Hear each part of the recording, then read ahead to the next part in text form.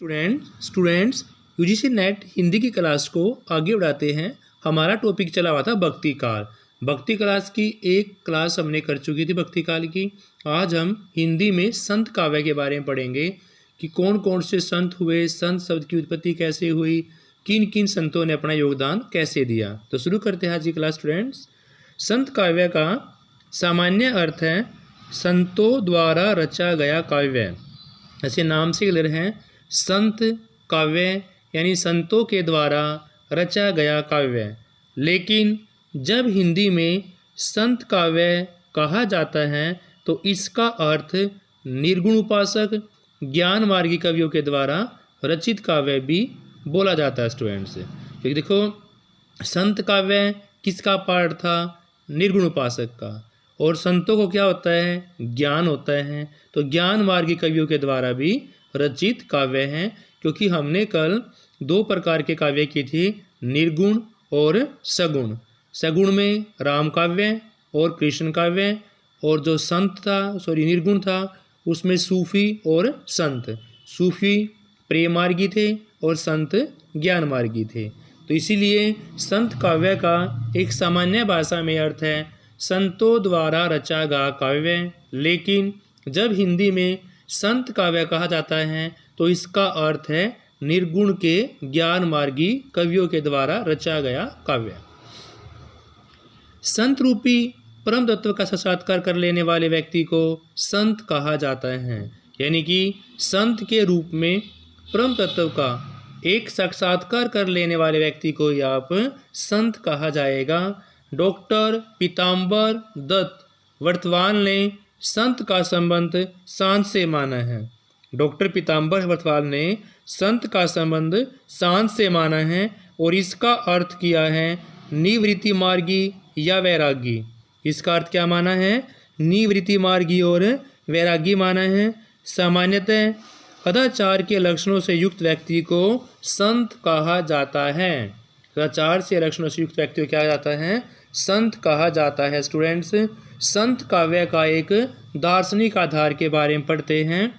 संत काव्य का दार्शनिक आधार है शंकराचार्य और उपनिषदों के द्वारा जो ज्ञान प्रतिपादित किया गया था। किसके द्वारा स्टूडेंट्स? शंकराचार्य और उपनिषदों के द्वारा, जिसको हम अद्वैत दर्शन, नाथ पंथ, सूफी धर्म और इस्लाम, यानी किस नाम से स्टूडेंट्स? नाथ पंथ, सूफी धर्म और इस्लाम के नाम से जानते हैं। नाथ पंथियों ने, संतों ने शून्यवाद, गुरु की प्रतिष्ठा, योग साधना भी ग्रहण की थी। सूफियों ने, संतों ने प्रेम भाव ग्रहण किया। यानी कि सूफी संत जो थे वो सूफियों से संतों ने कौन सा ग्रहण किया? प्रेम भाव ग्रहण किया। और शंकर के अद्वैत दर्शन से संतों ने साधना, भक्ति भावना, साधना को भी और भक्ति भावना को भी ग्रहण कर लिया। स्टूडेंट्स, उपदिष्टों से उन्होंने ब्रह्म, जीव, माया, जगत, यानी कि ब्रह्म, जीव, माया, जगत के स्वरूपों को जो का त्यों ग्रहण कर लिया। इस्लाम के प्रभाव से उन्होंने एक ईश्वरवाद ग्रहण कर लिया था। किसके प्रभाव से? इस्लाम के प्रभाव से उन्होंने क्या ग्रहण कर लिया? एक ईश्वरवाद ग्रहण कर लिया। स्टूडेंट्स, एक एक संत को करके जान लेते हैं, उनकी रचनाएं और कवि। सबसे पहले हम शुरू करते हैं कबीरदास जी से। कबीरदास की समय सीमा 1398 से 1518, 1398 से 1518 इनका समय काल माना गया है। कबीर के जन्म की बात करते हैं 1398 में, मृत्यु 1518 में। कबीर का जन्म 1398 में और मृत्यु 1518 में हुई। कबीर सिकंदर लोदी के समकालीन थे। कबीर सिकंदर लोदी के समकालीन थे। कबीर जुलाहा जाति के थे और रामानंद के शिष्य थे। इनकी पत्नी का नाम लोई, पुत्र का नाम कमाल, पुत्री का नाम कमाली। स्टूडेंट्स, कबीर की रचनाओं का संकलन धर्मदास ने, किसने किया? धर्मदास ने बीजक नाम से किया। और बीजक के 3 भाग हैं, साखी, शब्दी, रामायणी। बाबू श्याम सुंदर दास जी ने कबीर की रचनाओं का संकलन, किसने? बाबू श्याम सुंदर दास जी ने कबीर की रचनाओं का संकलन किया कबीर ग्रंथावली के नाम से। स्टूडेंट्स, किसके नाम से? कबीर ग्रंथावली के नाम से किया। कबीर का प्रारंभिक जीवन कहाँ बीता? काशी में, और अंतिम जीवन मगहर में बीता। कबीर निरक्षर थे, अनपढ़ थे। इन्होंने खुद ये बात स्वीकार की है कि मसी कागज छुओ नहीं, कलम गई नहीं हाथ। कबीर भक्त और कवि बाद में पहले क्या थे? समाज सुधारक पहले माने जाते थे। स्टूडेंट्स, उन्होंने जाति प्रथा, ऊंच नीच की भावना, मूर्ति पूजा, माला, रोज़ा, हिंसा, इन सभी चीज़ों का खंडन भी किया है। तो दोबारा देखते हैं, क्योंकि बार बार करने से याद होगी। कबीर की समय सीमा 1398 से 1518। कबीर का जन्म 1398 ईस्वी में और मृत्यु की बात करते हैं 1518 ईस्वी में हुई। कबीर सिकंदर लोदी के समकालीन माने जाते हैं। कबीर की जाति जुलाहा और किसके शिष्य थे? रामानंद के शिष्य थे। इनकी पत्नी का नाम लोई, पुत्र का नाम कमाल, पुत्री का नाम कमाली। कबीर की रचनाओं का संकलन बीजक के नाम से तो किया है, लेकिन किसने किया है? धर्मदास ने। किसने किया स्टूडेंट्स? धर्मदास ने किया है। बीजक के 3 भाग माने गए हैं, साखी, शब्दी और रामायणी। बाबू श्याम सुंदर दास ने कबीर की रचनाओं का संकलन कबीर ग्रंथावली में, कबीर की ग्रंथावली में किसने माना? बाबू श्याम सुंदर दास ने। कबीर का प्रारंभिक जीवन काशी में और अंतिम जीवन मगहर में बीता। स्टूडेंट्स, कबीर निरक्षर थे, अनपढ़ थे। इन्होंने खुद यह बात स्वीकार की है कि मसी कागज छुओ नहीं, कलम गई नहीं हाथ।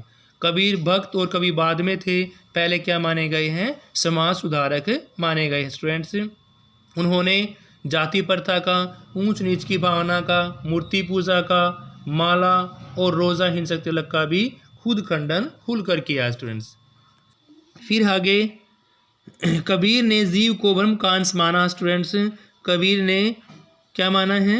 जीव को ब्रह्म का अंश माना है। जल में कुमकुम में जल है, बाहर भीतर पानी, फूटा कुम जल जल ही समाना, यह तथ्य कहनो ज्ञानी। कबीर जी ने काव्य में हठ योग साधना एवं कुंडली योग का वर्णन भी नाथ पंथ से प्रभावित होकर किया है। क्या किया है? कबीर जी ने अपने काव्य में हठ योग साधना और कुंडली योग का वर्णन भी नाथ पंथ से प्रभावित होकर किया है। अवधु गमन मंडल गर कीजे। क्या किया स्टूडेंट्स? अवधु गगन मंडल गर कीजे। कबीर की भाषा को आचार्य शुक्ल ने क्या बोला है? संदूकड़ी और पंचमेल खिचड़ी का है। स्टूडेंट्स, कबीर की भाषा को आचार्य शुक्ल जी ने 2 नाम दिए हैं, संदूकड़ी और पंचमेल खिचड़ी। क्या नाम दिए हैं? संदूकड़ी और पंचमेल खिचड़ी। किसने दिए हैं? आचार्य रामचंद्र शुक्ल जी ने दिए हैं। आचार्य हजारी प्रसाद द्विवेदी ने कबीर को वाणी का डिक्टेटर की संज्ञा भी दी है। स्टूडेंट्स, क्या दी है? वाणी का डिक्टेटर। किसने? आचार्य हजारी प्रसाद द्विवेदी जी ने। और बात करते हैं आचार्य शुक्ल जी की, तो संदूकड़ी और पंचमेल खिचड़ी। अब हम बात करेंगे आगे रामानंद जी की। रामानंद जी का जीवन काल 1368 से 1468, समय सीमा 1368 से 1468। रामानंद का जन्म कान्यकुश ब्राह्मण परिवार में 1368 में होता है। इनकी शिक्षा काशी में होती है। स्टूडेंट्स, रामानंद जी के 12 शिष्य याद कर लेते हैं। उन 12 शिष्यों को भी: अनंतानंद, सुखानंद, सुरसुरानंद, नरहरियानंद, भावानंद और छठे नंबर पर कौन है स्टूडेंट्स? कबीर।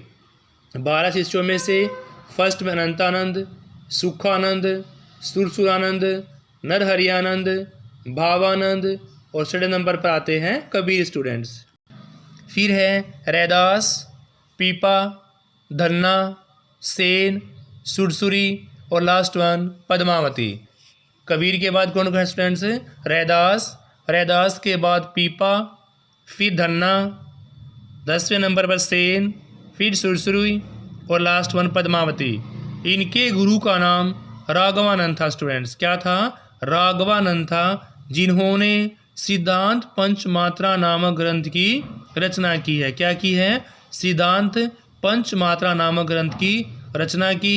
इन्होंने मूर्ति पूजा, तीर्थ यात्रा, वेदों का अध्ययन एवं उपासना के बाहरीय साधनों का भी खुद कर खंडन किया और खुद की साधना पर बल दिया, जिसको हम अंतः साधना के नाम से जानते हैं स्टूडेंट्स। यानी कि बात करते हैं, रामानंद जी ने भी मूर्ति पूजा, तीर्थ यात्रा, वेदों का अध्ययन एवं उपासना के बाहरी साधनों का खंडन किया और अंतः साधना पर खुलकर बल दिया। रामानंद दसदा भक्ति के आधार थे। कौन सी भक्ति के स्टूडेंट्स? रामानंद जी दसदा भक्ति के आधार माने जाते हैं और रामानंद जी ने रामावत संप्रदाय या श्री संप्रदाय का प्रवर्तन भी किया था। रामानंद जी ने रामावत संप्रदाय और श्री संप्रदाय का भी परिवर्तन किया। आगे जान लेते हैं स्टूडेंट्स हम रैदास जी के विषय में। किसके बारे में? रैदास। रैदास जी की बात करते भक्ति काल में 1398 से 1448। 1398 से 1448 रैदास जाति की बात करते हैं तो जाति में चमार थे और काशी के निवासी थे। रैदास 1398 से 1448 तक रैदास जाति के चमार थे और काशी के निवासी थे। रामानंद के शिष्य, मीरा के गुरु। देखो स्टूडेंट्स, रैदास रामानंद के शिष्य, मीरा के गुरु थे। रैदास का एक अन्य नाम रविदास भी है स्टूडेंट्स। रैदास का एक अन्य नाम क्या है? रविदास भी है। इनकी रचनाओं का संकलन रविदास की वाणी, रविदास रैदास का संकलन रविदास की वाणी शीर्षक से प्रकाशित किया गया है। रैदास के लिखे 40 पद किसके अंदर संकलित हैं? गुरु ग्रंथ साहब के अंदर संकलित हैं। रैदास के द्वारा लिखे गए 40 पद गुरु ग्रंथ साहब में संकलित हैं। प्रभु जी तुम चंदन हम पानी, इनकी प्रसिद्ध एक पंक्ति है। निर्गुण ब्रह्म इनके लिए जिज्ञासा का विषय बनकर रहा स्टूडेंट्स। दोबारा देखते हैं, रैदास जी का जीवन काल 1398 से 1448 तक ईस्वी तक रहा। रैदास जी जाति के चमार थे और रहने वाले कहाँ के थे? काशी के। वे रामानंद के शिष्य और मीरा के गुरु। कौन? रैदास जी। रैदास जी का एक अन्य नाम रविदास। रैदास ही कौन है? रविदास है। इनकी रचनाओं का संकलन रविदास की वाणी, इनकी रचनाओं का संकलन रविदास की वाणी सीट से प्रकाशित किया गया है।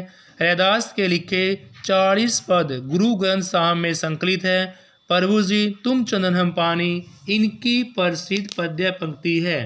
निर्गुण ब्रह्म इनके लिए जिज्ञासा का विषय बनकर रहा है स्टूडेंट्स। नेक्स्ट टाइम करते हैं गुरु नानक जी के विषय में।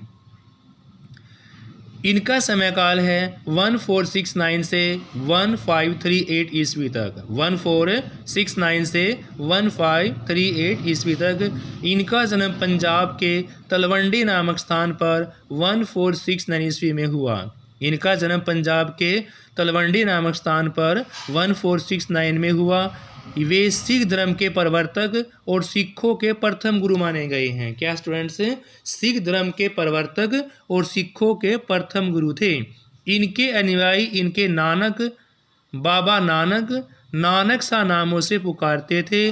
तलवंडी का नाम आगे चलकर नानक के नाम से ननकाना पड़ गया। तलवंडी जगह का नाम आगे चलकर नानक के जन्म के कारण ननकाना पड़ गया। इनके पिता का नाम कालू और माता का नाम तृप्ता। क्या स्टूडेंट्स? पिताजी का नाम कालू और माता का नाम तृप्ता था। इनके पिता खत्री जाति के थे। कहाँ के स्टूडेंट्स? खत्री जाति में और बेदी वंश के थे। वंश की बात करें तो बेदी और जाति खत्री। इनका विवाह सुलखनी से हुआ था। इनके 2 पुत्र हुए, श्रीचंद, लक्ष्मीचंद स्टूडेंट्स। इनका विवाह किससे हुआ? सुलखनी देवी से हुआ। 2 पुत्र श्रीचंद और लक्ष्मीचंद पैदा हुए। इनकी रचनाओं का संकलन गुरु ग्रंथ साहिब में संकलन है। रचनाओं का संकलन का स्टूडेंट्स गुरु ग्रंथ साहिब में है। नानक ने गुरु गद्दी का भार गुरु अंगद देव को सौंप दिया था स्टूडेंट्स। नानक जी की बात करते हैं तो गुरु गद्दी का भार गुरु नानक देव जी को सौंप दिया और स्वयं करतारपुर में ज्योति में लीन हो गए। स्वयं करतारपुर में ज्योति में लीन हो गए। और गुरु गद्दी का भार किसको सौंपा? गुरु नानक ने गुरु अंगद देव को। गुरु नानक ने गुरु अंगद देव को। नानक की रचनाएं हैं फेमस जपूजी, रहीरास, जपूजी, रहीरास, सोहिला, आशा दीवार, नसीहतनामा। कौन कौन सी रचनाएं स्टूडेंट्स? जपूजी, रहीरास, सोहिला, आशा दीवार, नसीहतनामा। जपूजी नाम दर्शन का एक सार तत्व है और नसीहतनामा की भाषा कैसी है? खड़ी बोली है स्टूडेंट्स। जपूजी नानक दर्शन का एक सार तत्व है और नसीहतनामा की भाषा कैसी है? खड़ी बोली है। इनके काव्य में निर्गुण ब्रह्मा के प्रति उच्च कोटि की भक्ति भावना भी विद्यमान है। इनके काव्य में क्या है? निर्गुण ब्रह्म के प्रति उच्च कोटि की भक्ति भावना भी विद्यमान है। गुरु नानक जी ने संगत पंगत का सिद्धांत चलाया था, यानी कि संगत पंगत का सिद्धांत किसके द्वारा चलाया गया? गुरु नानक जी के द्वारा चलाया गया। इनके बड़े पुत्र श्री चंद ने आगे चलकर उदासी संप्रदाय की स्थापना की। किसकी स्टूडेंट्स? इनके बड़े पुत्र श्री चंद ने आगे चलकर उदासी संप्रदाय की स्थापना की और इनका अधिकांश साहित्य पंजाबी भाषा में ही मिलता है। फिर भी खड़ी बोली का प्रयोग भी कुछ जगह इनके द्वारा किया गया है, यानी कि अधिकांश साहित्य मिलेगा आपका पंजाबी भाषा में और कुछ खड़ी बोली में भी इनका प्रयोग किया गया है। नेक्स्ट स्टूडेंट है आपका हरिदास निरंजनी। कौन है? हरिदास निरंजनी। हरिदास निरंजनी के समय सीमा बात करते हैं 1478 से 1573 ईस्वी। हरिदास निरंजनी 1478 से 1573 ये निरंजनी संप्रदाय के कवि थे। निरंजनी संप्रदाय को नाथ पंथ और संत काव्य के बीच की कड़ी माना गया स्टूडेंट्स। नाथ और संत के बीच की कड़ी किसको माना गया है? निरंजनी संप्रदाय को माना गया है। हरिदास निरंजनी संप्रदाय के ग्रंथ कौन कौन से थे? सबसे पहले आता जोग ग्रंथ, दूसरा पूजा जोग ग्रंथ, तीसरा समाधि जोग ग्रंथ, चौथा संग्राम जोग ग्रंथ, पांचवा निरपंख मूल ग्रंथ और छठा है हंस प्रबोध ग्रंथ, सातवां अष्टपदी, आठवां ब्रह्मस्तुति। देखो स्टूडेंट्स, जोग ग्रंथ, पूजा जोग ग्रंथ, समाधि जोग ग्रंथ, संग्राम जोग ग्रंथ, निरपंख मूल ग्रंथ, हंस प्रबोध ग्रंथ, अष्टपदी और फिर लास्ट में क्या आपका ब्रह्मस्तुति है स्टूडेंट्स। हरिदास निरंजनी की अधिकार रचनाओं के अंत में जोग ग्रंथ या ग्रंथ मिलता है। तो मोटी पहचान कर ले रही है आपने कि लास्ट में क्या मिलेगा? जोग ग्रंथ या ग्रंथ नाम मिलेगा। इनकी काव्य भाषा कैसी रही है? ब्रज भाषा रही है स्टूडेंट्स। इनका जन्म 1478 ईस्वी से 1573 तक मृत्यु मानी गई है। दोबारा देखते हैं, हरिदास निरंजनी की समय सीमा 1478 से 1573 मानी गई है। निरंजनी संप्रदाय के कवि थे। निरंजनी संप्रदाय को नाथ पंथ एवं संत काव्य के बीच की कड़ी माना गया है। हरिदास निरंजनी द्वारा रचित काव्य सबसे पहले जोग ग्रंथ, फिर पूजा जोग ग्रंथ, समाई जोग ग्रंथ, संग्राम जोग ग्रंथ, निरपंख मूल ग्रंथ, हंस प्रबोध ग्रंथ है। लास्ट में आपका अष्टपदी और ब्रह्मस्तुति आएगा स्टूडेंट्स। हरिदास निरंजनी की अधिकतर रचनाओं के अंत में जोग ग्रंथ या ग्रंथ मिलता है। इनकी काव्य भाषा ब्रज भाषा थी और इनका जन्म 1478 में और मृत्यु की बात करते हैं तो 1573 ईस्वी में होती है स्टूडेंट्स। तो भक्ति काल की समय सीमा वाली क्लास में आज की क्लास में इतना ही। कल हम आगे दादू दयाल से शुरू करेंगे। Thank you students. Please class को लाइक शेयर अवश्य करें। Have a nice day.